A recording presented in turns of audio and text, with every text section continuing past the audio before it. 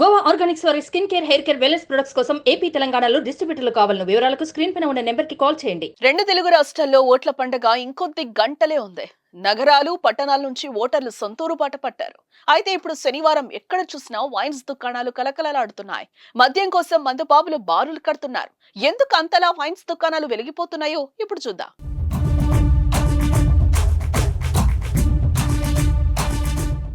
ఆంధ్రప్రదేశ్ రాష్ట్రంలో మే 13వ తేదీన పార్లమెంట్ ఎన్నికలు, అసెంబ్లీ ఎన్నికలు ఒకేసారి జరగనున్నాయి.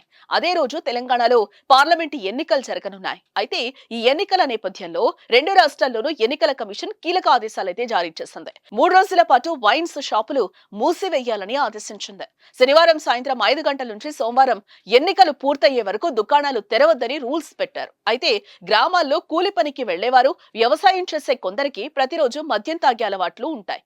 వాళ్లంతా 3 రోజులు మందు లేకుండా ఉండలేరు. అలాగే తెలంగాణలో ఎక్కువ మంది మద్యం లేకుండా ఉండలేరు. వీరంతా 3 రోజులకు సరిపడా తెచ్చిపెట్టుకునేందుకు వైన్స్ షాప్ ఎదుట బారులు తీరుతున్నట్టుగా తెలుస్తోంది.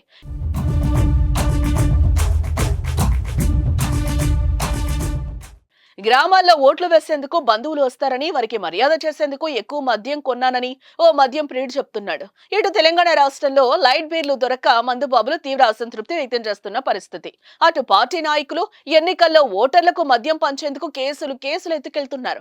శనివారం ఒక్కరోజు రికార్డు స్థాయిలో మద్యం అమ్మకాలు జరిగే అవకాశం ఉందని ఎక్సైజ్ శాఖ అధికారులు అంటున్నారు.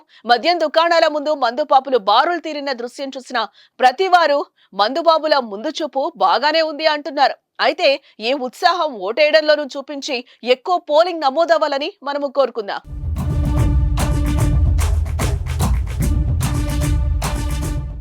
సుమన్ టీవీలో మీ పర్సనల్ అండ్ బిజినెస్ ప్రమోషన్స్ కోసం కింది నెంబర్కి కాంటాక్ట్ చేయండి.